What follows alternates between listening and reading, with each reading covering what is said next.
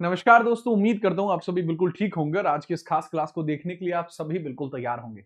विजयी भव सीरीज में आपका स्वागत है, क्योंकि आप सभी जानते हैं कि इस सीरीज के अंतर्गत अब जो होने वाला है वो बहुत ही अलग लेवल का भौकाल होगा।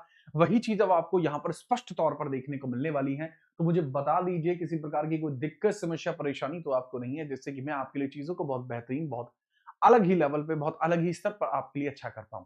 तो एक बार फटाफट से बताओ, कौन बच्चा क्लास में आ चुका है और उस क्लास को लेने के लिए तैयार हैं। ये बात बतानी बहुत जरूरी होगी, क्योंकि आज की क्लास के अंदर बहुत अलग लेवल पर चीजों को आगे बढ़ाने वाले हैं। जिस जिस बच्चे का कमबैक नहीं हुआ है उस बच्चे का कमबैक भी कराने वाले हैं। ठीक है, इस क्लास को मैं कमबैक नाम भी दे दूं तो कोई दिक्कत नहीं है।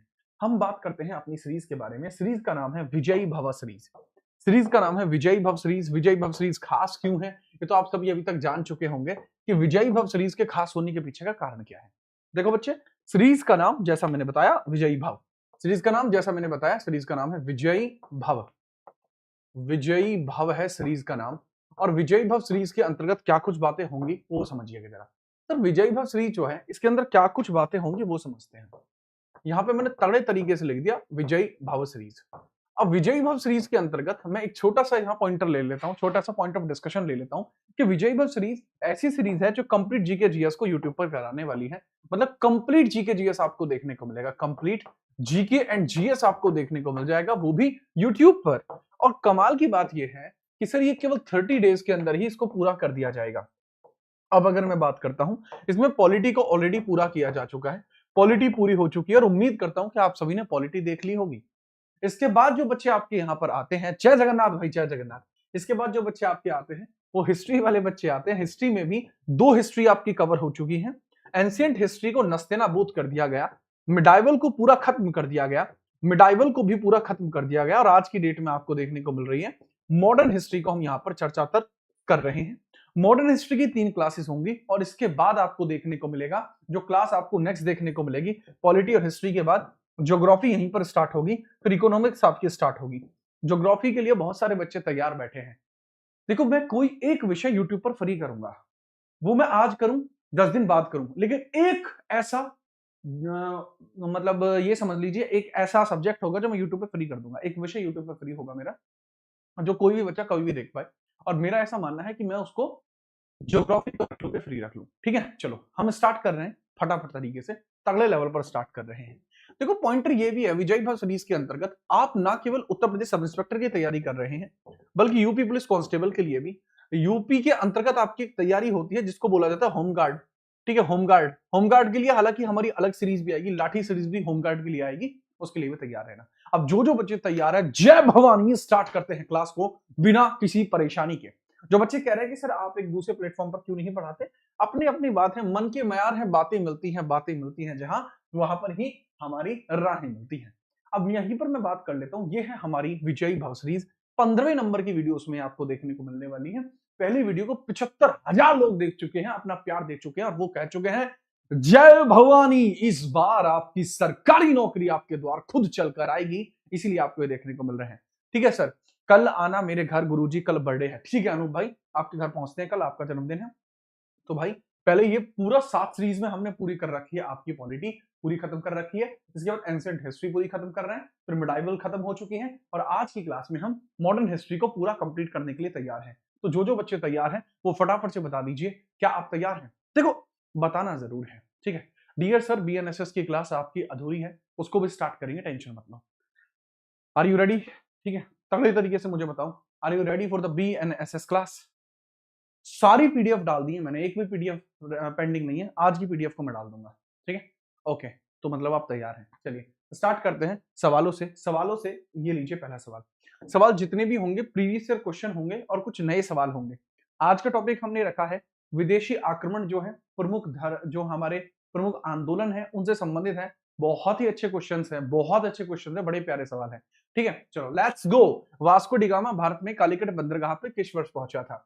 यूपीएसआई 2024, ठीक है, सॉरी यूपीएसआई 2021 के अंदर ये सवाल पूछा गया है। यूपीएसआई 2021 के अंतर्गत ये सवाल पूछा गया था, इसके बारे में मुझे बताइए। तो वास्को डिगामा कालीकट के पोर्ट पर पहुंचता है 1498 में। कमाल की बात होती है कि वास्को डिगामा कहां का रहने वाला था? सर यह पोर्तुगीज था। पोर्तुगीज आपको देखने को मिल जाएगा। देखो, केवल सवाल का जवाब जरूरी नहीं है, वो तुम्हारे पड़ोस में बैठा हुआ कोई भी बच्चा उसका जवाब दे देगा। सवाल का जवाब तब जरूरी है जब आप इसके बारे में संपूर्ण जानकारी इसको बता पाए। कालीकट पहुंचा, यहाँ राजा कौन था? राजा जमोरिन आपको देखने को मिलता है। इंपॉर्टेंट है इसकी मदद किसने करी थी? मदद किसने करी थी? वास्को डिगामा की हेल्प किसने करी थी? अबुल अबुल इब्न मजीद के द्वारा। अबुल इब्न मजीद के द्वारा इसकी हेल्प की गई थी। अगला पॉइंट आता है कि ठीक है सर, अबुल इब्न मजीद के द्वारा इसकी हेल्प की जाती है, लेकिन सर एक बात और बता दीजिए, एक बात और यहां बता दीजिए, यह इसको कहां पर मिला था? यह वास्को को कहां मिला? या वास्को को कहां मिला था? वास्को को कहां मिला था? वास्को को कहां मिला था? वास्को को कहां मिला? Where did Vasco da Gama met him? Vasco da Gama इसको मिला कहां पे था? तो हमें पता लगता है कि सर वास्को डिगामा इसको कहां मिला था, वो खुद बताएंगे आप लोग। दूसरा पॉइंट मैं बता देता हूं कि वास्को डिगामा के जहाज का नाम क्या था? इसके जहाज का नाम साओ गैब्रियल था। इसके जहाज का नाम क्या था? साओ गैब्रियल इसके जहाज का नाम था। इंपॉर्टेंट बात है, साओ गैब्रियल। ठीक है, याद रखना। पुर्तगाल से आया था, किसने भेजा था? किंग जॉन द्वितीय के द्वारा भेजा गया था। ये इसको मिला था मालिंदी में। राम राम भाई नितिन चौधरी, राम राम। मालिंदी में यह मिला था। वास्को को कहां मिला था? मालिंदी। मालिंदी है अफ्रीका के अंदर, मालिंदी अफ्रीका में इसको यह मिला था। इसके बारे में तगड़े तरीके से याद रखना, इसके बारे में तगड़े तरीके से याद रखना। ठीक है, आगे हम बढ़ते हैं। लीजिए, पुर्तगालियों ने भारत में पहली फैक्ट्री की स्थापना कहां की थी? मतलब पुर्तगालियों ने भारत में पहली फैक्ट्री की स्थापना किस स्थान पर की है, उसके बारे में बताइए।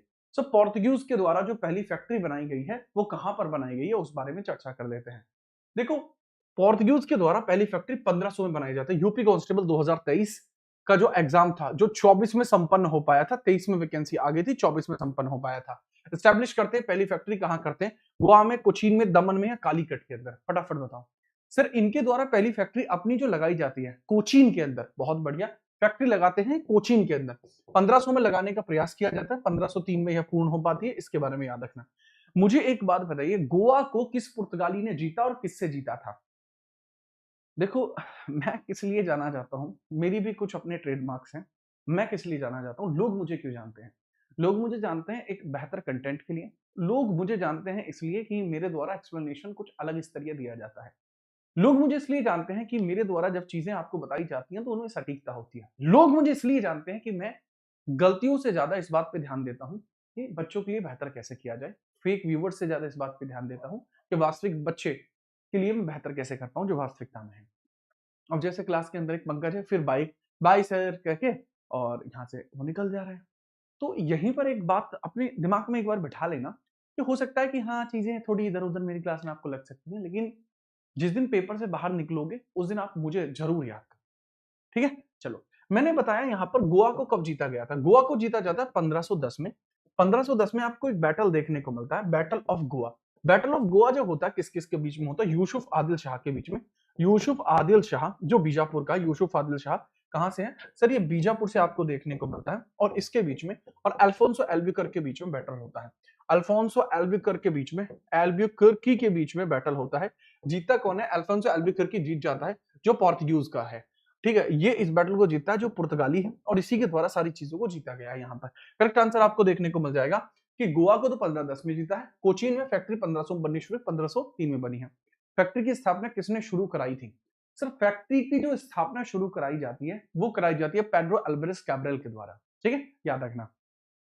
नेक्स्ट हम बात करते हैं, अगला सवाल है, ब्रिटिश ईस्ट इंडिया कंपनी को महारानी एलिजाबेथ प्रथम के द्वारा व्यापारिक अधिकार कब प्राप्त हुआ था? ये 2021 वाला है, गलती से 1 को 4 लिख दिया गया है यहाँ पर, इस वजह से मिस्टेक हो रही है। सर, मैंने आपको तथास्तु बैच खरीदा है। ओके भाई, आपको सारी पीडीएफ मिल जाएगी। ठीक है, आपका बहुत बहुत आभार अनूप। सर, यूपी स्पेशल वाली क्लास क्यों बंद कर दी? उसके पीछे का कारण भी यही रहा है, छात्रों को जो है वो मिर्च मसाला ज्यादा चाहिए था, तो इस वजह से मुझे लगा कि मिर्च मसाला के साथ क्लास ली जाएगी। मैं बात बताता हूँ, यहाँ पर 31 दिसंबर के अंदर यहाँ पर यह पत्र प्राप्त हुआ है। लेकिन अगर मैं एग्जामिनर होता और मुझे यूपीएसआई 2025 में सवाल पूछना होता तो मैं तगड़े लेवल का सवाल पूछता। मैं ये पूछता कि यहाँ पर जो ब्रिटिश ईस्ट इंडिया कंपनी को ग्रांट मिला है चार्टर, ठीक है, यह किसके द्वारा मांगा गया था? यह किस व्यापारी ने मांगा था? यह किस व्यापारी ने मांगा था? व्यापारी ने मांगा, किस व्यापारी ने मांगा था? और ईस्ट इंडिया कंपनी का वास्तविक नाम क्या था? The company of merchants of London for trade in east Indies, ये था ईस्ट इंडिया कंपनी का पूरा नाम। ठीक है, चलिए अब इसी में बात करते हैं, किस व्यापारी ने मांगा था? सर, यह मांगा था जॉन लैनकास्टर ने। जॉन लैनकास्टर ने यह मांगा था, कास्टर के द्वारा मांगा गया था और साथ में इसके 50 व्यापारी भी रहे हैं। लेकिन अगर हम बात करते हैं भारत में पहली बार अन्य ब्रिटिश कंपनियों का आगमन कब हुआ, कब तक चला? सर ये 1813 तक स्थायी रहा था, लेकिन 1813 में टूट गया। 1813 में टूट गया, तो 1813 में पहली बार अन्य ब्रिटिश कंपनी भारत में प्रवेश कर पाई। पहली बार अन्य ब्रिटिश कंपनी भारत में प्रवेश कर पाई। अन्य ब्रिटिश कंपनी भारत में प्रवेश कर पाई। अन्य ब्रिटिश कंपनी भारत में प्रवेश कर पाई। भारत में प्रवेश कर पाई। लेकिन एक बात मुझे बताना, भारत में प्रवेश कर पाई, एक बड़ी प्यारी सी बात मुझे बताना, ठीक है, तड़े लेवल पर आपको बतानी होगी कि ये जो अन्य ब्रिटिश कंपनियां भारत में प्रवेश कर पाई हैं, इसके पीछे का कारण क्या था? ठीक है, चलिए, इसके पीछे का कारण क्या था? बहुत बढ़िया तरीके से बताना। सर इसके पीछे का कारण था जो नेपोलियन बोनापार्ट है उसका प्रभाव धीरे धीरे बढ़ता जा रहा था। उसके प्रभाव की वजह से फ्रांस जो था वो प्रभावी होता जा रहा था यूरोप के अंदर ब्रिटेन के अगेंस्ट में। और इसी वजह से हमें पाया जाता है, इसी वजह से हमें यह पता लगता है कि भैया अब यहां दिक्कतें बढ़ जाएंगी और ब्रिटेन कह देगा कि भाई जी अब हमें, जो कंपनियां हैं ब्रिटेन की, वो कहेंगी कि हमें इंडिया जाने दो, क्योंकि यहां तो नेपोलियन का प्रभाव बढ़ चुका है। Napoleon was the reason. आगे बढ़िए। डचों ने भारत में अपने मुख्यालय की स्थापना कहां पर की थी? Where did Dutch establish their headquarter in India? पहली बात, हमारे भारत में आने का क्रम क्या रहा है, बाकी सभी ब्रिटिशर्स के क्रम की बात करते हैं।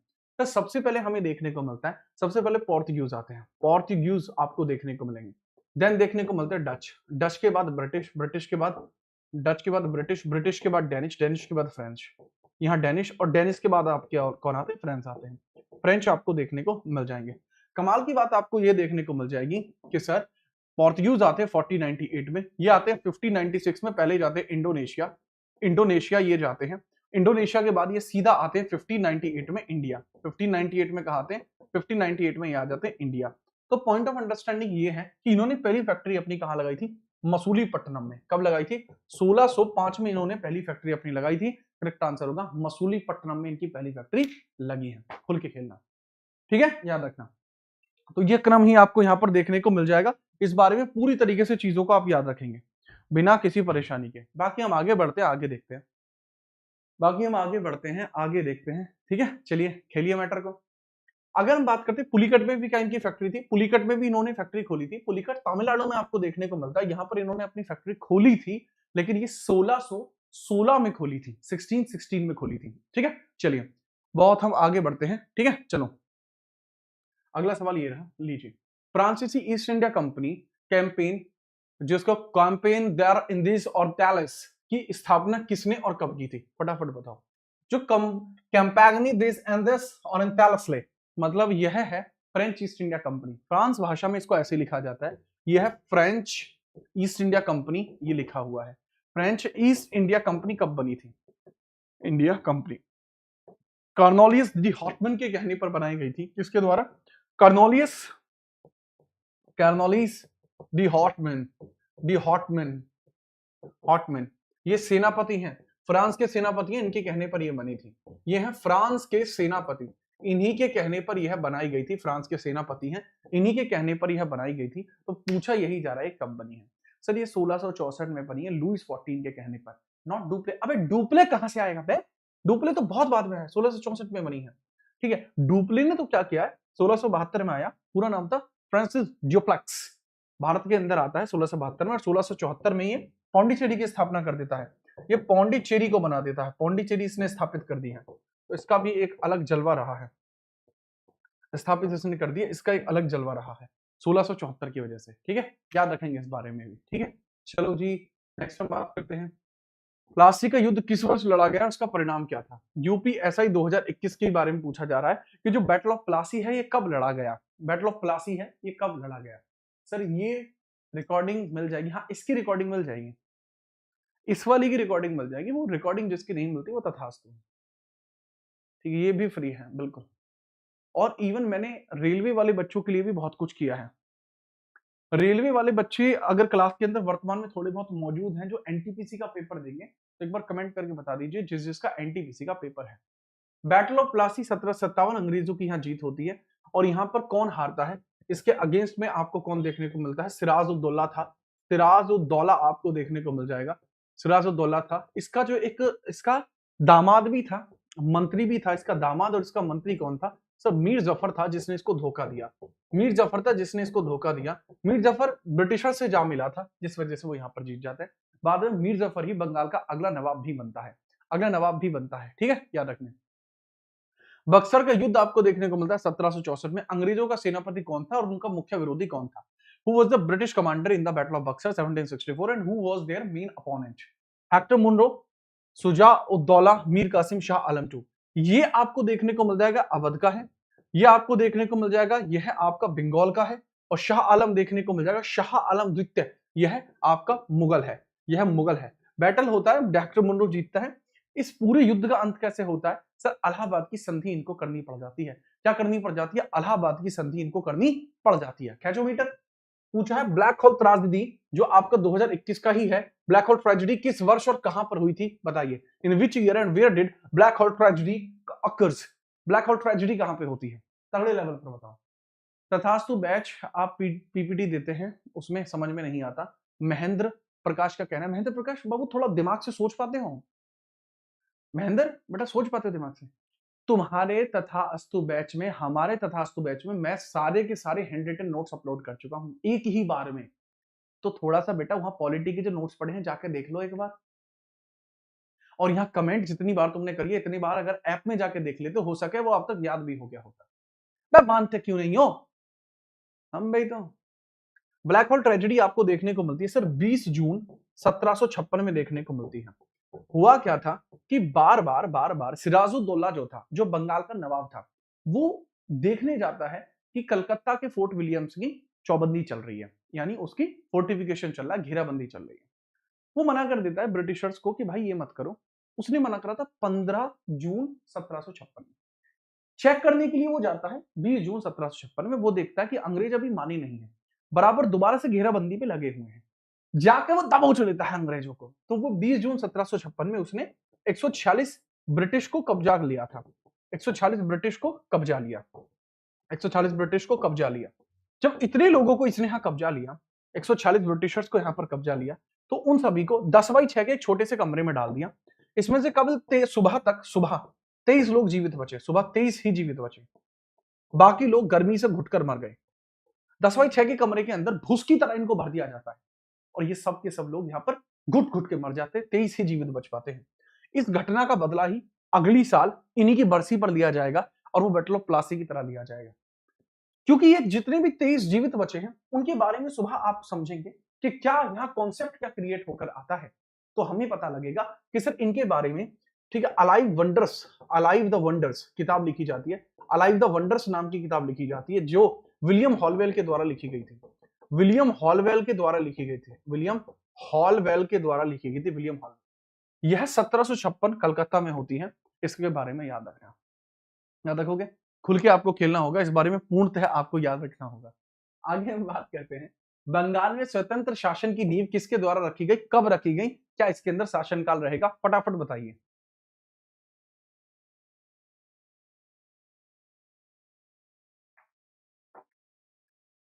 फटाफट बताओ, कोई समस्या नहीं होनी चाहिए।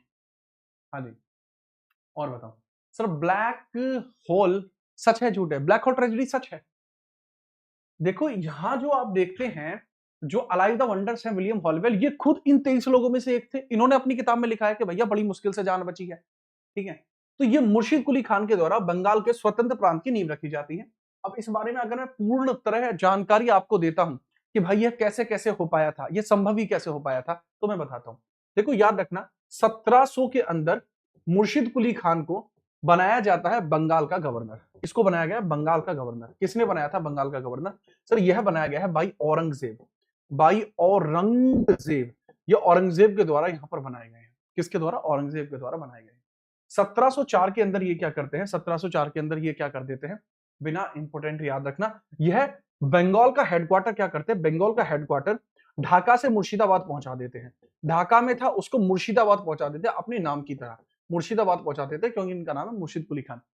अगर आपको पता ना हो तो मुर्शिद कुली खान खुद एक पंडित था, ब्राह्मण था। इसका नाम था सूर्य नारायण मिश्रा, लेकिन इसको बेच दिया गया मोहम्मद हादी को 1680 में। औरंगजेब को फिर उसने गिफ्ट कर दिया। तो इसके तो कहानी अलग है। जो बच्चा पूछा यूपीपीसीएस के लिए एनएफ है, बेटा ये वाला कॉन्सेप्ट यूपीपीसीएस में ही आता है। वो तो मेरा तुम्हारा दिन अच्छा है कि मेरा मूड बढ़िया है, इस वजह से मैं इसको आपको बता रहा हूँ, ठीक है? इसी वजह से मैं इसको आपको बता रहा हूँ, ठीक है? You okay? चलो, नॉट ओके। आगे बढ़ते हैं, ठीक है? आगे बढ़ते हैं, आगे देखिए।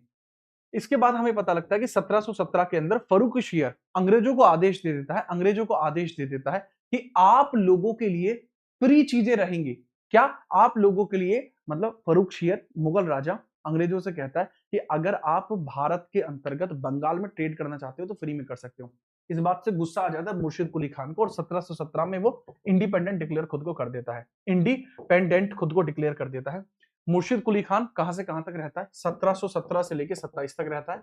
इसके बाद नेक्स्ट कौन आता है सर? इसके बाद आपको देखने को मिलता है, जो है आपको इंपोर्टेंट देखने को मिलता है, सुजाउद्दीन देखने को मिलता है। सुजाउद्दीन, शुजाउद्दीन आपको देखने को मिलेगा। शुजाउद्दीन, शुजाउद्दीन का हिसाब किताब कब तक रहेगा सर? शुजाउद्दीन का हिसाब किताब रहेगा 1727 से 39 तक। इसके बाद शुजाउद्दीन के बाद कौन आएगा? सरफराज। सरफराज का हिसाब किताब कब तक रहेगा सर? एक ही साल रहेगा, 39 से 40। इसके बाद कौन आएगा? इसके बाद आएगा अलीवर्दी। किसकी वर्दी? अलीवर्दी। अलीवर्दी का हिसाब किताब कितना रहेगा? 1740 से 56। इसके बाद कौन आएगा? इसके बाद आएगा सुजाउद्दौला। सुजाउद्दौला आपको देखने को मिल जाएगा। इसका हिसाब किताब कितना रहेगा? 1756 से लेकर 57 तक। इसके बाद मीर जफर, उसके बाद मीर कासिम। ये पूरा कार्यकाल इनका रहेगा, ठीक है? याद रखेंगे। अनूप ओझा कह रहे मेरा बर्थडे। अबे कल, अभी तो तूने बताया था तेरा बर्थडे कल है बाबू। अनूप, ये कैसी बातें कर रहे हो? पिचके मानोगे क्या? मान जाओ, ठीक है? आगे हम बात करते हैं, जो कौन सी dynasty, which dynasty ruled Mysore before Hyder Ali came to power? जिससे पहले कि हैदर अली सत्ता में आ पाए, हैदर अली सत्ता में काबिज हो पाए, उससे पहले कौन सा ऐसा वंश था जो यहां पर आपको देखने को मिला है? हैदर अली से पहले मैसूर में कौन आपको देखने को मिला है? Who ruled Mysore before Hyder Ali came to power? फटाफट बताइए। देखिए, बातें बहुत इंपोर्टेंट आप याद रखें, कल ही है, बहुत बढ़िया। हमारे यहाँ क्या होता है, जैसे जन्मदिन होता है तो हमारे यहाँ कथा कराते हैं, मतलब मेरे घर में कथा करा रहे होते हैं, ठीक है? चलिए, तो फटाफट बताओ, कितने ऐसे लोग हैं जो जानते हैं कथा का मतलब क्या होता है? क्या होती है कथा? हमारे यहाँ कथा कराते हैं। नमस्कार भाई। एक बच्चा है जिसका नाम है MYCLE 7256, माइकल। ये आज क्लास में आया था, GD की क्लास चल रही थी, तो आज GD वाली क्लास में मैंने इसको डांट दिया था, ऐप के ऊपर क्लास थी। अब ये यूट्यूब पर आया है, मुझे लगता है ये सुधर गया है। अगर मैं बात बताऊं, यहाँ वोडिया डायनेस्टी आपको देखने को मिलती है, वोडिया डायनेस्टी देखने को मिलती है जो यहाँ पर आई थी। लेकिन हैदर अली सत्ता में कब आता है? 1761 में ये है, मैसूर का सुल्तान बनता है, मैसूर का सुल्तान बनता है, मैसूर का सुल्तान यह बनता है, ठीक है? याद रखना। इससे पहले ये डिंडीगुल का फौजदार हुआ करता था। इससे पहले क्या था? इससे पहले डिंडीगुल का फौजदार था। इससे पहले क्या था? डिंडीगुल का फौजदार, डिंडीगुल का फौजदार था। डिंडीगुल का फौजदार आपको ये देखने को मिलता है, डिंडीगुल का फौजदार उससे पहले आपको देखने को मिलता है, ठीक है? याद रखना। सत्यनारायण भगवान की कथा होती है। हाँ, होयसला डायनेस्टी कर्नाटका में है। कदम्ब डायनेस्टी, कदम डायनेस्टी, राष्ट्रकूटों को जानते हो? राष्ट्रकूटों को जानते हो? राष्ट्रकूटों से पहले कौन थे? चालुक्य थे। चालुक्य से पहले कौन थे? कदम डायनेस्टी थी। कदम डायनेस्टी के जो संस्थापक है वो कौन आपको देखने को मिलते हैं? कदम डायनेस्टी के संस्थापक आपको पंडित जी देखने को मिलते हैं, शर्मा जी थे जो कदम डायनेस्टी में आपको देखने को मिलते हैं। नेक्स्ट हम बात करते हैं मराठा साम्राज्य के संस्थापक शिवाजी का राज्याभिषेक कब और कहां पर हुआ था? यूपीएसआई 2021 में आया है, 1674 रायगढ़ में हुआ था, गंगा भट्ट के द्वारा किया गया था। नक्षत्र ठीक नहीं थे। पेशवाओं में सबसे शक्तिशाली पेशवा कौन थे जिसने मराठा साम्राज्य का सर्वाधिक विस्तार किया था? बताओ। दैट इज बाजीराव प्रथम। 1720 से लेकर 40 तक इनका कार्यकाल रहा है। सबसे प्रतापी, सबसे अद्भुत। मुझे बताइए इनकी समाधि आपको कहां देखने को मिलती है? जय महिष्मती दाऊ। अनुपम क्लास में आ चुके हैं। अनुपम, तुम्हारे इंतजार में आंखें गई थी सूख, और मुझे लगता है क्लास से पहले तुम्हें लगी थी भूख, इसलिए तुम खाए। कितनी गलत बात है। खाली पेट देखा करो ये क्लास, आपका स्वास्थ्य भी अच्छा रहेगा। बाजीराव जी के बारे में अगर मैं बात बताता हूँ, बाजीराव जी प्रथम 1720 से 40 से अपने जीवन काल में इन्होंने 40 युद्ध लड़े, 40 के 40 युद्ध जीते। इनका ऑरा बहुत अलग लेवल का था। इन्होंने ना केवल गुजरात को हराया, गुजरात को हराने के पश्चात इन्होंने अलग अलग जितनी भी डायनेस्टीज आप देखते हैं वो मेजर डायनेस्टीज इनके द्वारा हराई गई है, ठीक है? याद रखना। आगे हम बात करते हैं, अगला सवाल ये रहा, पानीपत का तीसरा युद्ध कब लड़ा गया और इसका क्या परिणाम हुआ? When was the third battle of Panipat fought and what was its outcome? Third battle जो पानीपत का आपको देखने को मिलता है, ये लड़ा, इसका आउटकम आपको क्या देखने को मिलता है? 1761 मराठों की हार, परफेक्ट है। अफगान इसमें हारे नहीं। ये किसके अगेंस्ट था? सर ये अहमद शाह अब्दाली के अगेंस्ट था। अहमद शाह अब्दाली के अगेंस्ट देखने को मिलता है। अब्दाली के अगेंस्ट देखने को मिलता है, ठीक है, याद रखें। अच्छा, मैं बस एक छोटी सी चीज जानना चाहूंगा, जैसे यूपीएसआई का एग्जाम आपको 16 मार्च में आपको देखने को मिलेगा, तो एक छोटी सी बात मुझे बता दीजिए कि आप कहाँ कहाँ से हैं। मैं हूँ यूपी से, ये बात आप जानते हैं, ठीक है, अच्छा खासा यूपी में हम रहते भी हैं, वर्तमान में भी रह रहे हैं। तो कुछ एक समय हो गया कि यूपी में वो अपनापन, वो वाली फील नहीं आई है इस क्लास के अंदर। तो एक बार आप बता दीजिए आप कहाँ कहाँ से हैं। तो यूपी के डिस्ट्रिक्टों को देखकर अपने आप मेरा जो दिमाग के चक्षु हैं वो खुल जाएंगे और वो खुद बता देंगे कि ये कोई आम क्लास नहीं है, ये यूपी वालों की ताबड़तोड़ दबदबे वाली क्लास है, ठीक है। सर मैं उत्कर्ष बोल रहा हूं, मैंने 2 महीने पहले, उड़ गया भाई तुम्हारा, ठीक है कमेंट।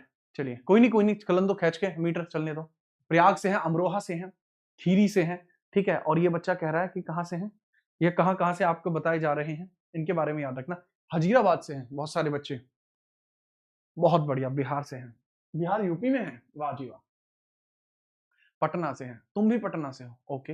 हरदोई से हैं, आय हाय हाय क्या बात है। सर गुंडे हैं, मतलब गोंडा से हैं, ओके, याद रखिए।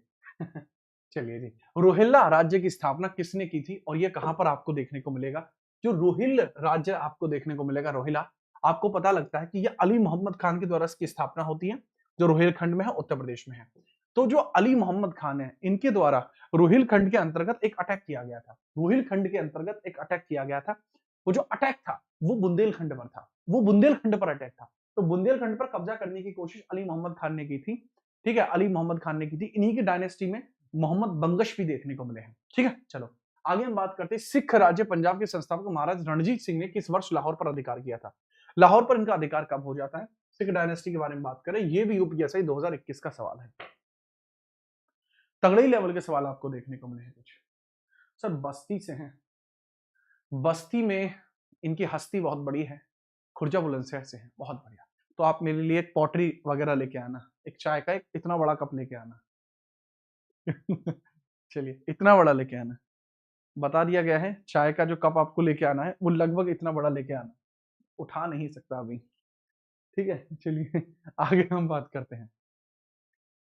1799 में कब्जा किया गया था। रंजीत सिंह जी के बारे में अगर मैं बात बताता हूं, होता क्या है, 1797 में एक बैटल देखने को मिलता है, जमान शाह वर्सेस रणजीत सिंह जी के मध्य।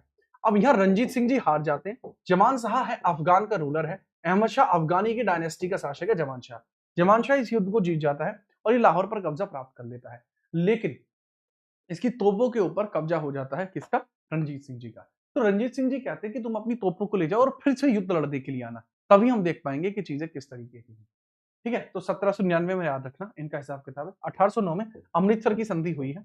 अमृतसर की संधि इन्हीं के समय आपको देखने को मिल जाएगी, अमृतसर ट्रीटी देखने को मिल जाएगी, जो चार्ल्स मैटकॉफ और रंजीत सिंह जी के बीच में होती है। रंजीत सिंह ही हैं जिनको कोहिनूर प्राप्त हुआ था। तो इनको कोहिनूर किसके द्वारा दिया गया था? सर अगर हम बात करते हैं महाराजा रंजीत सिंह से पूछा जाए कि इनको कोहिनूर किसने दिया, तो वो शाह सुजा ने दिया था। इनको कोहिनूर शाह सुजा ने दिया था, शाह सुजा ने दिया, शाह सुजा ने दिया। और शाह सुजा कौन है? सर शाह सुजा जवान शाह का पुत्र देखने को मिलता है, जवान शाह का पुत्र ही शाह सुजा आपको देखने को मिल जाएगा, ठीक है। चलिए डुग्गू फटाफट आगे बात करेंगे, आगे बताएंगे। जाट साम्राज्य भरतपुर के संस्थापक आपको कौन देखने को मिलते हैं? जाट साम्राज्य भरतपुर में आपको कौन देखने को मिल जाएंगे? सर यहां हमें क्या करना पड़ेगा कि इसमें क्रम के हिसाब से आपको आगे बढ़ना पड़ेगा, ठीक है। तो यह चूड़ामन देखने को मिल जाएंगे। चूड़ामन जी के द्वारा 1690 में एस्टेब्लिशमेंट की जाती है, 1721 तक इनका राज्य रहा है। 1721 से लेकर बदन सिंह जी का कार्यकाल आ जाएगा 21 से लेकर और 56 तक आएगा। 1756 से जाटों के अफलातून, जाटों के ओडिसी, जाटों के प्लाटो यहां पर आपको देखने को मिलेंगे तगड़े लेवल पर। जवाहर सिंह आपको देखने को मिलते हैं 1764 से लेकर और 68 तक, इनका भी हिसाब किताब एक अलग ही रहा है। अंतिम जाट राजा जिनका कब्जा रहा था वो आपको देखने को मिलते हैं रणधीर सिंह 1805। नेक्स्ट है, ब्रह्म समाज की स्थापना किसने की थी और कब की थी, उस बारे में बताइए। Who was the founder of ब्रह्म समाज and when it was founded? ब्रह्म समाज के फाउंडर आपको कौन देखने को मिलते हैं और इसके जो फाउंडिंग है वो किसके द्वारा की गई थी, इस बारे में बताइए। ठीक है, चलो देखो एक चीज हमेशा याद रखो कि जैसे आप हैं, आप जैसे जहाँ पढ़ते हैं नजदीक हैं, ठीक है, तो आप पौधा तो लगाइए ही लगाइए, ठीक है। और जैसे बच्चे कहते हैं ना सर ऊर्जावान शक्ति नहीं हो रही है, तो आप छोटे छोटे प्लांट्स भी लगा सकते हैं अपने आसपास, छोटे छोटे प्लांट्स भी लगा सकते हैं। इससे भी क्या होगा, इससे आपको फायदा मिलेगा, छोटे छोटे प्लांट्स से भी आपको फायदा मिलेगा। जैसे मैं बताता हूँ कि जैसे अभी ये जो स्टूडियो है, स्टूडियो होने के बावजूद भी यहाँ पे एक मस्त सा ये प्लांट है, हालांकि मैंने नहीं है, मैम ने ही रखा है, ठीक है। तो इस प्लांट को आप देख के आप देख सकते हैं कि क्या ही मजबूत प्लांट आपको ये देखने को मिल जाएगा। तो काफी एकदम बढ़िया सा प्लांट है, और प्लांट का नाम तो मुझे नहीं पता, लेकिन यहाँ पे भगवान शिव जी की शिवलिंग भी है, तो इस पे सुबह सुबह पूजा अर्चना भी हो जाती है, तो अपना हिसाब किताब थोड़ा बढ़िया रहता है। तो भगवान जी देखते भी रहते हैं कि हाँ मैं बच्चों के साथ जो है मजबूत तरीके से इनको पढ़ाने में पूरी मेहनत कर रहा हूँ, है ना। तो वो भी आपको देखते रहते हैं कि हाँ जी ये दरोगा बनने के लिए ये भी पूरी मेहनत कर रहे हैं। दाओ एक बार किताब छपवा दो, कवर पर आपका फोटो लगाना है। ओके ठीक है, चलिए। ये राम मोहन राय जी के द्वारा 1828 में स्टैब्लिश किया गया है। राजा राम मोहन राय जी के द्वारा ब्रह्म समाज 1828 में स्टैब्लिश किया गया है।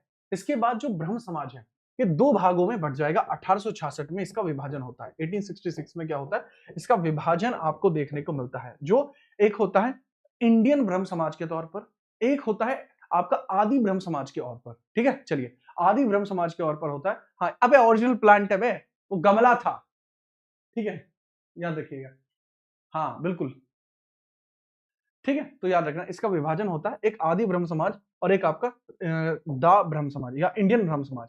एक तो बन जाता है आपका इंडियन ब्रह्म समाज, इंडियन ब्रह्म समाज बन जाता है जो केशव चंद्र सेन के द्वारा बनता है, केशव चंद्र सेन के द्वारा इंडियन ब्रह्म समाज बन जाता है। और आदि ब्रह्म समाज देवेंद्र नाथ टैगोर के द्वारा देखने को मिल जाएगा।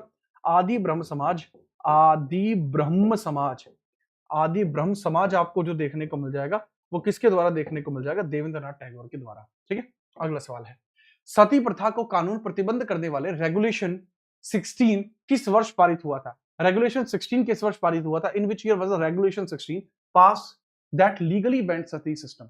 भारत के अंदर सती सिस्टम को लीगली किसके द्वारा अबॉलिश कर दिया गया था, लीगली किसके द्वारा अबॉलिश कर दिया गया था।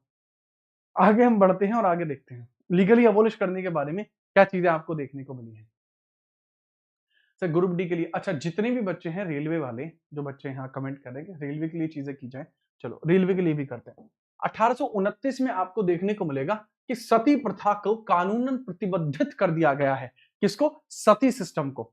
अबे यहां पर समझना भाई जी, यहाँ सती सिस्टम को 1829 में राजा राममोहन रॉय और साथ में विलियम बेंटिक की सहायता से इसको यहां पर बैन किया गया था।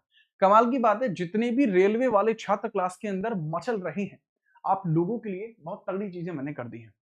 अब जैसे ही ये सेशन एंड हुआ करेगा, रोज एग्जैक्ट टाइम पे शुरू होगी कल से ये क्लास, मतलब जैसे ये क्लास 9 बजे की है तो हम इसको 8:55 पे ही शुरू कर देंगे। ठीक है, चलिए तो बहुत जल्दी ही इसको स्टार्ट कर देते हैं। तो आपको एक ये जो मैटर है वो मैटर बढ़ चुका है, अब रेलवे के लिए सीरीज शुरू होगी और ये कल रात 10 बजे आपको सीरीज देखने को मिल जाएगी। सीरीज है कल रात 10 बजे आपको देखने को मिल जाएगी, ठीक है, 24 घंटे बाद यानी 10 बजे आपको सीरीज देखने को मिल जाएगी। रेलवे एनटीपीसी 2026 कंप्लीट जीके यहां पर होगी, और इसमें मेरा नया थंबनेल का फोटो भी लॉन्च कर दिया गया है, नए थंबनेल का फोटो भी लॉन्च कर दिया गया है। तो इसके बाद आप रेलवे के क्वेश्चंस किया कीजिए, और क्वेश्चंस वही कराऊंगा जो रेलवे में आ चुके हैं, टैग के साथ क्वेश्चन वही होंगे। तो पहली क्लास पॉलिटी की रखी गई है, पॉलिटी पीवाईक्यू, और ताबड़तोड़ भौकाल क्लास होगी। ठीक है, चलो याद रखेंगे, तो इस बारे में याद रखना। और कल आपकी होनी है तथास्तु क्लास, आपकी होनी है दोपहर में 12 बजे, तो इसके लिए रेडी रहना। ठीक है, इसके लिए रेडी रहना। तो जो जो बच्चे इसके अंदर रेडी रहेंगे उनका अपना एक अलग जलवा रहेगा। आगे बढ़े, बहुत बढ़िया, रात के 10 बजे, जी हाँ रात के 10 बजे, छोड़ा नहीं जाएगा किसी को, किसी को नहीं बख्शा जाएगा।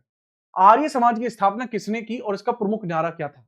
आर्य समाज की स्थापना जो होती है बच्चे 1875 में होती है, बॉम्बे के अंदर यह स्थापना हुई थी, बॉम्बे के अंदर यह स्थापना हुई थी, बॉम्बे के अंदर स्थापना हुई थी, और ये आपके 2021 में हुई है, बॉम्बे में स्थापना हुई है। तो पूछा आपसे जाएगा कि भैया ठीक है आप बता दीजिए who founded Arya Samaj and what's it's slogan, इसका स्लोगन क्या था, इसकी स्थापना कब हुई है, बताओ फटाफट से, तगड़े तरीके से बता दीजिए। सर अगर मैं करेक्ट आंसर की बात करता हूं जगवीर चौहान साहब, तो समझना स्वामी दयानंद सरस्वती ने कहा था वेदों की ओर लौटो, उन्होंने ही आर्य समाज की स्थापना करी थी। अगर मैं आपको बताऊं, आप डीएवी देखते हो, दयानंद एंग्लो वैदिक कॉलेज, वो इन्हीं के नाम पर है। डीएवी कॉलेज जो प्रत्येक डिस्ट्रिक्ट में आपको देखने को मिलता है, डीएवी कॉलेज जो प्रत्येक डिस्ट्रिक्ट में आपको देखने को मिलता है, वो दयानंद एंग्लो वैदिक कॉलेज है, जो इन्हीं के नाम पर आपको देखने को मिलता है। ठीक है, चलो तगड़े तरीके से याद रखिएगा। ठीक है, चलो याद रखना इनके बारे में। ठीक है, वेदों की और लौटो इनका स्लोगन रहा है। अगला सवाल ये रहा, रामकृष्ण मिशन की स्थापना किसने और कब की थी? ये यूपी कांस्टेबल 24 में रामकृष्ण मिशन की स्थापना किसके द्वारा की गई है और यह कहां पर की गई है, ये बताइए। कब की गई है ये भी बताइए। रामकृष्ण मिशन जी के बारे में, वेदों की और लौटो। सर वेदों को समझना बहुत जरूरी है, वेदों के अंदर चीजों का बहुत बारीक अर्थ दिया गया है और उसको समझना बहुत बहुत ज्यादा जरूरी है, तो हम इसी के बारे में चर्चा करते हैं। बीएनएसएस को वन शॉट में डाल देंगे, बीएनएसएस शनिवार को ले लेंगे। अच्छा, कल जो है आपकी वसंत पंचमी भी है, तो कल जरूर आइएगा। वसंत पंचमी जी है, क्लास के अंदर ही सरस्वती देवी जी की पूजा करेंगे। क्या बात कर रहे हो, बताओ फटाफट से। देखो, अगर हम बात करते हैं, ये आपकी जो स्थापना की जाती है, रामकृष्ण मिशन की स्थापना जो की जाती है, वो किसके द्वारा की जाती है, बताइए। देखो, अगर बात करते हैं, ये स्वामी विवेकानंद जी के द्वारा 1897 में बेलूर मठ में की जाती है, बेलूर मठ में की जाती है। अगर मैं इन्हीं की बात करता हूं, रामकृष्ण मिशन के बारे में, तो इनके जो गुरु है, अपने गुरु के लिए इन्होंने ऐसा किया था। इनका सही नाम नरेंद्र था। ठीक है, स्वामी विवेकानंद का जो रियल नेम था वो नरेंद्र था, लेकिन अजीत सिंह कर्नाटक के रूलर थे, उन्होंने इनको बोला था कि आप तो विवेक है, आपका विवेक ही अलग है, तब इनका नाम स्वामी विवेकानंद रखा गया था। ठीक है, याद रखना। नेक्स्ट है युवा बंगाल आंदोलन, यंग बंगाल मूवमेंट जो है, ये किसके द्वारा स्टार्ट किया गया है? सर ये हेनरी विवियन डोरेजियो के द्वारा स्टार्ट किया गया था, यंग बंगाल मूवमेंट। विधवा पुनर्विवाह अधिनियम आपको कब देखने को मिला है? ये कांस्टेबल 2023 यानी 24 में जो एग्जाम हुआ है उससे रिलेटेड आपको ये रहेगा। सवाल नंबर 23 है ये, अभी तो 23वां सवाल आया है, अभी से तुम काचे काट रहे हो। ठीक है, चलिए। दाऊ, मैंने दरोगा का फॉर्म भरा और उसमें होमगार्ड का लेवल देखो। दाऊ क्या? सर मैंने दरोगा का फॉर्म भरा और उसने होमगार्ड का, अच्छा अच्छा महिला की बात कर रहे हैं, तो मतलब महिला ने होमगार्ड का फॉर्म क्यों भरा? महिला भी होमगार्ड बनती है क्या? ना करें भाईजान, ना करें, देवशीन क्लास में आ चुका है। ठीक है, चलिए। अगर हम बात करते हैं, जो विडो रीमैरिज एक्ट आपको देखने को मिलता है, वो 1856 में देखने को मिलता है, यानी विधवा पुनर्विवाह अधिनियम आपको जो देखने को मिलता है वो 1856 में देखने को मिलता है। ईश्वर चंद्र विद्यासागर के द्वारा इसको बहुत अधिक प्रेषित किया गया था, ईश्वर चंद्र विद्यासागर के द्वारा इसको बहुत अधिक प्रेषित किया गया था। ठीक है, याद रखना। थियोसॉफिकल सोसाइटी की स्थापना भारत में कब और कहां पर हुई है, बताइए। अच्छा, भारत में नहीं हुई है। थियोसॉफिकल सोसाइटी की स्थापना कब और कहां हुई है? भारत में नहीं हुई है। एस्टैब्लिश्ड, तो आप मुझे बता दीजिए, when and where was the theosophical society established. लेकिन इसमें आप मुझे बताएंगे कि थियोसॉफिकल सोसाइटी की जो स्थापना यहां पर हुई है या किसके द्वारा करी गई है। ठीक है, ये सवाल 2017 का, इसका नहीं है, किसका नहीं है, यूपीएसआई 2017 का सवाल है, बताओ। ठीक है, जो 2023 है वो 17 है, इसमें ईयर गैप जो है वो गलत हो गया है। सवाल अच्छे हैं, बहुत बढ़िया। अगर हम बात करें, 1875 में न्यूयॉर्क में बनाया गया था। इसके अंदर आपको देखने को मिलते हैं जो पर्सन है जिन्होंने की थी, जो वो है मैडम ब्लावात्स्की।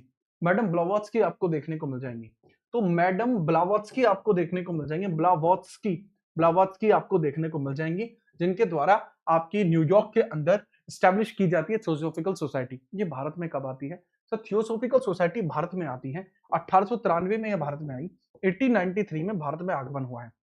में भारत में आगमन आपको देखने को मिल जाएगा, भारत में आगमन आपको देखने को मिल जाएगा, अराइवल इन इंडिया भारत में देखने को मिल जाएगा 1893 में। तो भारत में जो अराइवल हुआ है वो किसके द्वारा? एनी बेसेंट के द्वारा होता है, by Annie Besant, by Annie Besant, Annie Besant के द्वारा आपको ये देखने को मिलेगा, एनी बेसेंट जी के द्वारा यह भारत में इनका अराइवल आपको देखने को मिल जाएगा। इनके बारे में भी तगड़े तरीके से याद रखना। ठीक है, चलो नेक्स्ट हम बात करते हैं। अगला सवाल है, वहाबी आंदोलन किसके नेतृत्व में चल रहा था? वहाबी आंदोलन के बारे में मुझे बताएंगे, ये किसके कहने पर चल रहा था? Under whose leadership the Wahabi movement, वल्ला हबीबी वहाबी। तो मुझे बताएंगे वहाबी आंदोलन के बारे में। सर रेलवे फाउंडेशन वाला एमसीक्यू करवा दीजिए ना। देखो, रेलवे फाउंडेशन के लिए एमसीक्यू आपको वहीं देखने को मिलेंगे, एनटीपीसी सीरीज में। दूसरे के कमेंट से मतलब ना रखें, अपने अपने काम पर ध्यान दें, अपना कमेंट खुद करें, अनुपम का कहना है। अनुपम, क्या मैं तुम्हें क्लास का उप सेनापति घोषित कर सकता हूं? कल से हम अपनी क्लास के अंदर क्या करेंगे, सेनापति, उप सेनापति, अध्यक्ष, उपाध्यक्ष की घोषणा करेंगे। तो सब नहा धो के मस्त कुर्ता पहन के आइएगा, ठीक है, मजा आ जाएगा आपको। नेक्स्ट हम बात करते हैं, यह आपको देखने को मिलते हैं हाजी शरीयतुल्लाह, आपको देखने को मिल जाएंगे हाजी शरीयतुल्लाह, आपको देखने को मिल जाएंगे, जिनको वहाबी आंदोलन के अंदर प्रमुख माना गया है, ठीक है। सी इज द ऑप्शन, सी इसके अंदर आंसर आपको देखने को मिल जाएगा, सी। अनिल का आंसर सही है। देवबंद आंदोलन की स्थापना किसके द्वारा, मतलब कहां पर हुई है देवबंद की? सर देवबंद सहारनपुर में होती है। देवबंद आंदोलन आपको जो देखने को मिलेगा वो वहाबी से ही जो है रिलेट करेगा, और 1866 में सहारनपुर यूपी के अंदर आपको देखने को मिलेगा। 1875 अलीगढ़ में आपको देखने को मिलेगा जो है ओरिएंटल मुस्लिम कॉलेज की स्थापना, यहां पर ओरिएंटल मुस्लिम कॉलेज की स्थापना यहां पर की जाएगी, ओरिएंटल मुस्लिम कॉलेज की स्थापना होगी, ओरिएंटल मुस्लिम कॉलेज की स्थापना होगी। और यही ओरिएंटल मुस्लिम कॉलेज आगे चलकर 1920 में एएमयू बना है। 1920 में यह एएमयू आपको बनता है, अलीगढ़ मुस्लिम यूनिवर्सिटी बनता है 1875 में। इस बारे में भी स्पष्ट तौर पर आप याद रखेंगे, इस बारे में भी स्पष्ट तौर पर आप याद रखेंगे, ठीक है। चलो, ये रहा करेक्ट आंसर। लीजिए अगला, प्रार्थना समाज की स्थापना कब और कहां की गई थी? आत्माराम पांडुरंगा के द्वारा की गई थी भाई। आत्माराम, आत्माराम, आत्माराम पांडुरंगा या पांडुरंगा, पांडुरंगा के द्वारा की गई थी, पांडुरंगा के द्वारा की गई थी, बॉम्बे में की गई थी, बॉम्बे में की गई थी, बॉम्बे। या पांडुरंगा, आत्माराम, तो इनके द्वारा की गई है। तो इनके बारे में तगड़े तरीके से याद रखना। Sir now I feel relax. क्या हुआ भाई तुम्हें? बहुत बढ़िया, अद्भुत है। तो करेक्ट आंसर देखने को मिल जाएगा बॉम्बे 1867 में आपको देखने को मिल जाएगा, बॉम्बे 1867 में आपको देखने को मिल जाएगा। करेक्ट आंसर यही होगा, करेक्ट आंसर आपको यही देखने को मिल जाएगा। करेक्ट लेवल पे आंसर यही है, जिस बारे में हम चर्चा करेंगे। कोई समस्या इसमें नहीं होगी, कोई समस्या इसमें नहीं होगी, इसमें आप बहुत बढ़िया तरीके से याद रखना। अगला है वेद समाज की स्थापना किसके द्वारा की गई है? वेद समाज की स्थापना के बारे में बात करते हैं, किसके द्वारा की गई है, कब की गई है?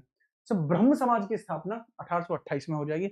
ये ब्रह्म समाज की स्थापना के बारे में बात करता है। ब्रह्मो समाज, यहां पर आपको देखने को मिल जाएगा आर्यन सोसाइटी, आर्यन सोसाइटी आपको देखने को मिल जाएगी, ठीक है, आर्यन सोसाइटी है। 1867 में जो केशव चंद्र सेन के द्वारा की गई है।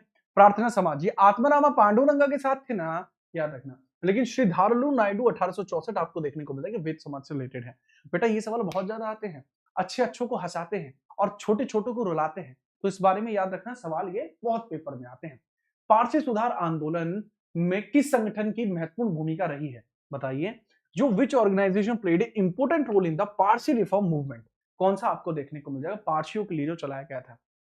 आप ये पढ़ना चाहते हैं, जो इंपोर्टेंट रिलीजियस रिफॉर्म आप पढ़ना चाहते हैं, तो आप सर्च कर सकते हैं रिलीजियस रिफॉर्म सोसाइटी बाय जीत राणा। आपको ताबड़तोड़ तरीके से पहले नंबर पे मैं मुस्कुराता दिखूंगा लाल कलर की शर्ट में। उस वीडियो का थंबनेल लाल रंग का है, लेकिन इसका जो कंटेंट है वो सोने का है, सोने का, ठीक है। फटाफट बताइए। तो करेक्ट आंसर की हम बात करते हैं, which organisation played an important role in the Parsi reform?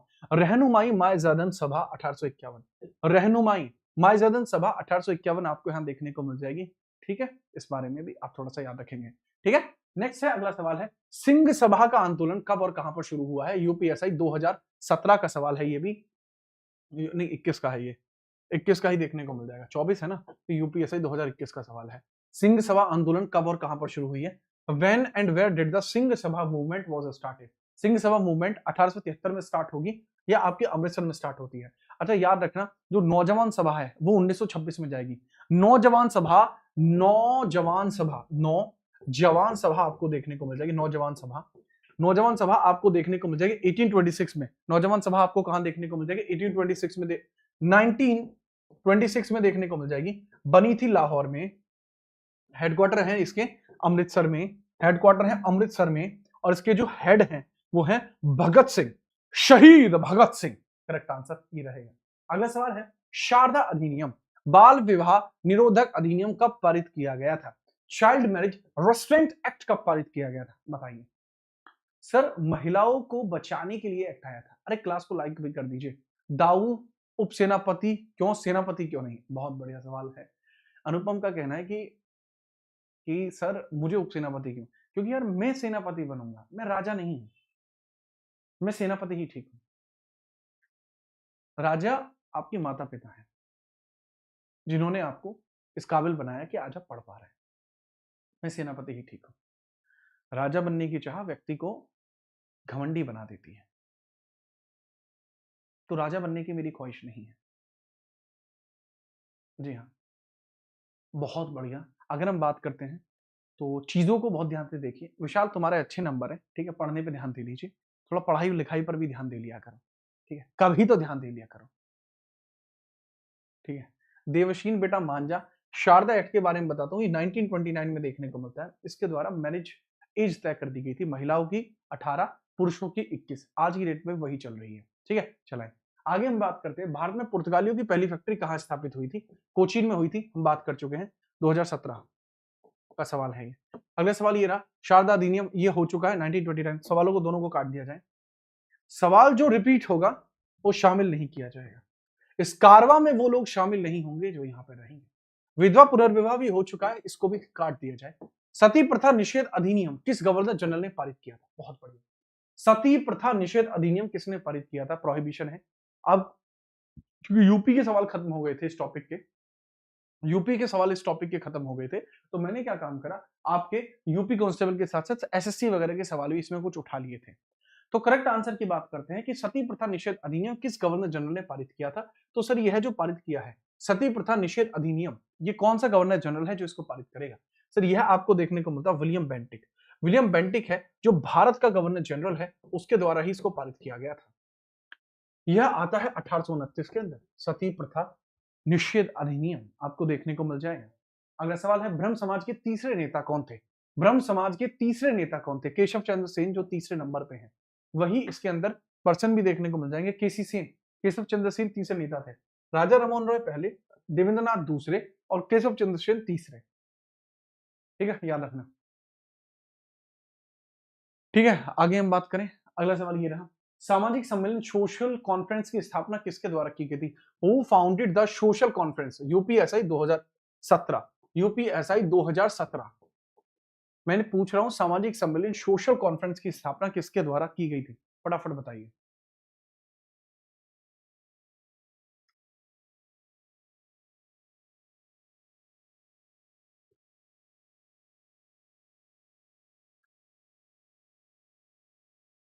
चलिए फटाफट बताइए, सोशल कॉन्फ्रेंस की जो स्थापना हुई है वो कब हुई है?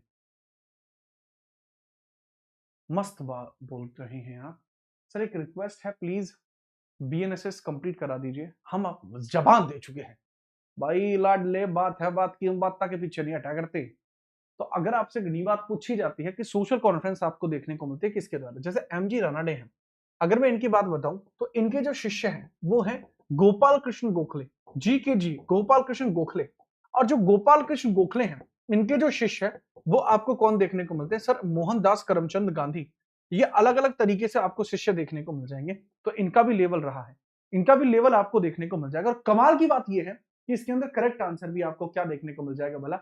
महादेव गोविंद रानाडे, यानी पहला ही ऑप्शन आपको देखने को मिल जाएगा जो सही है, ठीक है। इस बारे में तगड़े तरीके से आप याद रखेंगे, एमजी रानाडे ही हैं।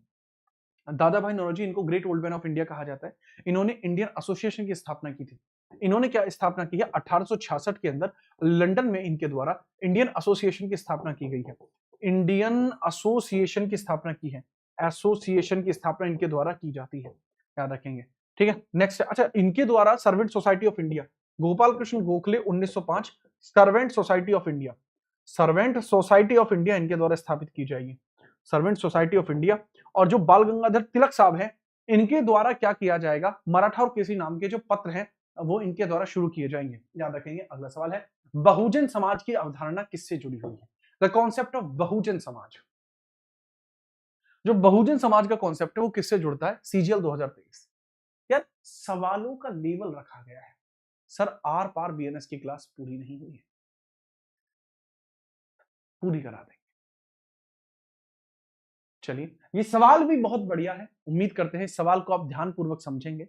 इसके बारे में तगड़े तरीके से आप मुझे बताइए कि आपको जो देखने को मिलता है बहुजन समाज या किससे रिलेट करेगा। देखो, एसोसिएशन पूछा गया है, ना कि फाउंडर। एसोसिएशन पूछे गए तो ज्योतिबा फूले, बी आर अंबेडकर और पेरियार, तीनों चारों लोग ही इससे संबंधित आपको देखने को मिल जाएंगे। All of the person are related है। अगला सवाल ये रहा, ठीक है। चलिए, नेक्स्ट है, आत्मीय सभा की स्थापना किसने की है। ये जो बच्चा रिफंड मांग रहा है कि मेरा रिफंड करा दीजिए, मेरी दोबारा कमेंट नहीं आएगी, एवरीथिंग इज इम्पॉसिबल कह रहा है लड़का। तो ये रिफंड मांग क्यों रहे हैं, किस बैच का रिफंड है, रिफंड का कारण क्या है, एक बार लिख दीजिए, मैं आपकी बात पर विचार कर लूंगा। ठीक है, लिख दीजिएगा कारण वगैरह। आत्मीय सभा की स्थापना की बात कर रहे हैं। आत्मीय सभा आपकी केशव चंद्र सेन के द्वारा ही आपकी स्थापित की गई है। आत्मीय सभा केशव चंद्र सेन, आत्मारामा पांडुरंगा होता तो बढ़िया था, ठीक है, लेकिन केशव चंद्र सेन नहीं नहीं, आत्मीय सभा इधर तरीके कि राजा राममोहन रॉय होंगे। आत्मीय सभा भी राजा राममोहन रॉय के द्वारा ही स्थापित की गई है, राजा राममोहन रॉय के द्वारा ही स्थापित की गई है। ठीक है ठीक है ठीक है ठीक है ठीक है ठीक है, राजा राममोहन रॉय। नेक्स्ट है, राधाकांत देव किस संगठन से जुड़े हैं। राधाकांत देव किस ऑर्गेनाइजेशन से जुड़ते हैं, यूपी कांस्टेबल 2023। राधाकांत देव के बारे में पूछा जा रहा है, वो किससे रिलेट करते हैं, फटाफट बताओ।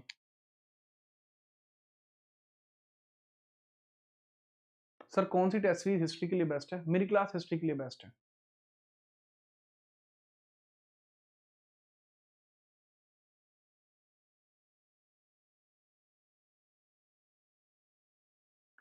देखो, आपसे मैं पूछ रहा हूँ राधाकांत देव किससे, ब्रह्म समाज से, धर्म समाज से, प्रार्थना समाज से, आर्य समाज से। राधाकांत देव आपको देखने को मिल जाएंगे प्रार्थना समाज से रिलेटेड है।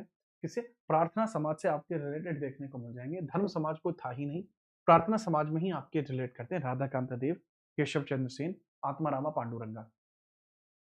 स्वामी श्रद्धानंद किस आंदोलन से जुड़ते हैं, फटाफट बताइए। स्वामी श्रद्धानंद ये एसोसिएट करते हैं, एनटीपीसी 2023 का सवाल है, ये किस मूवमेंट से एसोसिएट करते हैं, ये किस मूवमेंट से एसोसिएट करते हैं, ठीक है, बताएं जरा। सर यूपी होमगार्ड की सीरीज कब आएगी, बहुत जल्दी आएगी। होमगार्ड के लिए भी तैयारियां चल रही हैं, होमगार्ड के लिए फीते टाइट कर दिए हैं, भागना बाकी है। दाऊ आपकी सब क्लास बेस्ट है, आपका बहुत बहुत आभार। अगर आपसे पूछा जाए तो आप याद रखना, पूछा जाएगा स्वामी श्रद्धानंद किस चीज से रिलेट करते हैं। सर यह आपको रिलेट होते देखने को मिल जाएंगे, किस चीज से भला, सर रामकृष्ण मिशन से रिलेट करते हुए देखने को मिल जाएंगे, रामकृष्ण मिशन से रिलेट करते हुए देखने को मिल जाएंगे। देव समाज की स्थापना किसके द्वारा की गई है, देव समाज की स्थापना किसके द्वारा की गई है, फटाफट बताइए। देव समाज, श्री शिवा नारायण अग्निहोत्री के द्वारा देव समाज की स्थापना की गई है। साधारण ब्रह्म समाज की स्थापना किसके द्वारा की गई, फटाफट बताओ। साधारण ब्रह्म समाज की स्थापना किसके द्वारा की गई है, इस बारे में भी आंसर आप बताएंगे एक बार, इस बारे में भी फटाफट आप बताएंगे कि साधारण ब्रह्म समाज किसके द्वारा स्थापित किया जाता है। हाँ जी, एक बच्चा कह रहा है सर हमें रेलवे फाउंडेशन, देखो क्या रेलवे फाउंडेशन बैच 2 में मैं अकेला पढ़ाता हूँ, mister everything is possible, everything is possible भाई, ऐसा है क्या। चलिए, तो थोड़ा तो समझो, थोड़ा बुद्धि का प्रयोग तो करो। आपने हाँ की कमेंट करने से पहले तनिक भी नहीं सोचा, यही पता लग गई मुझे आपकी मेंटेलिटी क्या है, इससे आगे सोचने की क्या बात है। लाला ध्यान दे लो बेटा, और ये जो दूसरा है बच्चा जिसका नाम है मिक्स बैग 21, तुम्हें भी भाई तुम्हारे सवाल का जवाब मिल जाएगा।